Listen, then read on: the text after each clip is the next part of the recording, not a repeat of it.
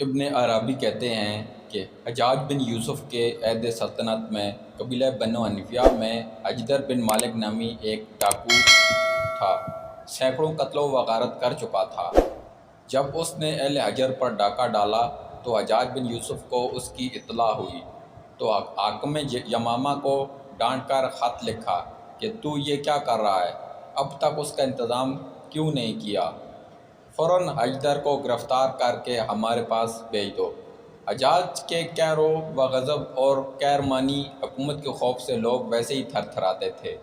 خط پہنچا تو حاکم یمامہ کو اپنی موت نظر آ گئی۔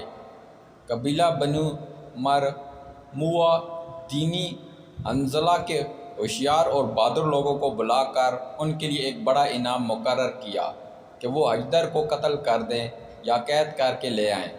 یہ لوگ اس کی تلاش میں نکلے۔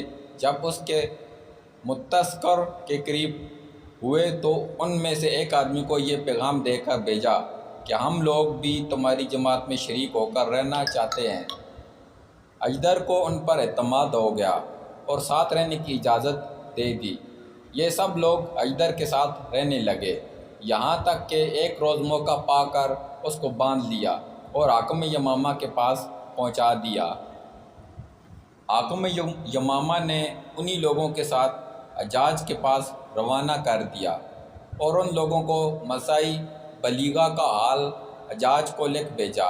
اجدر جب حجاج کے سامنے پیش ہوتا ہے اور اس کو یہ بھی معلوم ہوا کہ حجاج بن یوسف وہ خونخوار انسان ہے کہ 1,20,000 انسانوں کو باندھ کر قتل کر چکا ہے، مگر اس کی جرأت دیکھیے کہ جب حجاج نے اس سے پوچھا تجھے اس رازنی اور ڈاکہ ڈالنے پر کس چیز نے آمادہ کیا، تو کہا 3 چیزوں نے، ایک اپنے دل کی جرأت و شجاعت، دوسرا بادشاہ کا ظلم، تیسرا زمانے کے حوادث۔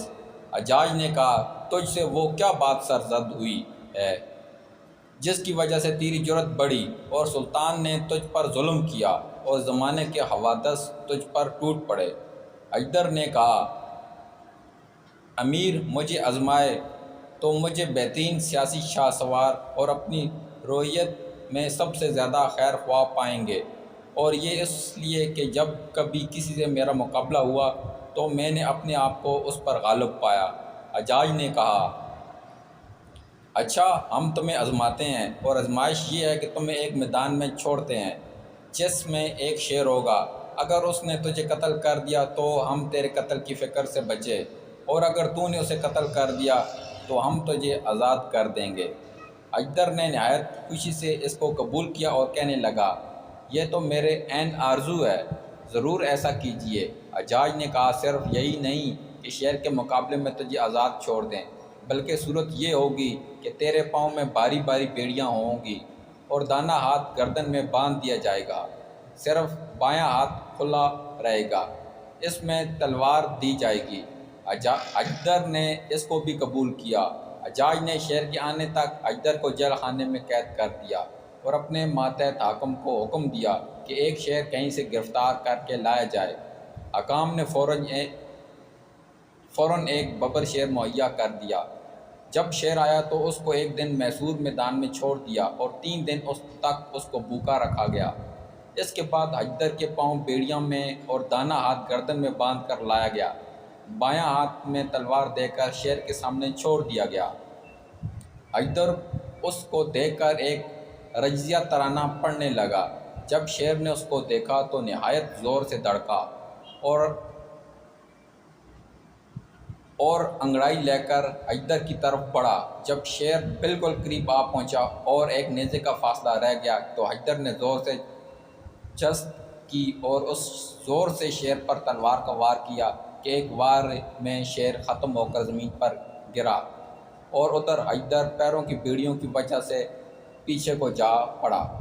حجاج اور اس کے عنوان ایک دریچہ یہ سے تماشا دیکھ رہے تھے۔ سب نے نعرہ تکبیر بلند کیا۔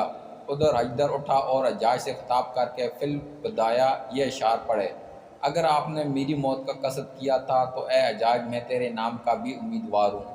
عورتیں تو یہ سمجھتی تھیں کہ میں لوٹ کر نہ آؤں گا، کیونکہ وہ شوہروں کی غیرت پر پورا بھروسہ نہیں رکھتی، اور میں نے سمجھ لیا تھا کہ اگر شیر کے مقابلے سے پہلو طے کی تو حجاج کے ہاتھ سے نجات نہیں پا سکتا۔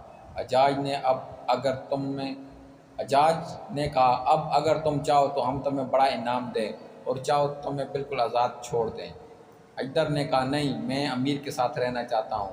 چنانچہ حجاج نے اس کے سب گھر والوں کے لیے بڑے بڑے وظائف مقرر کر دیے۔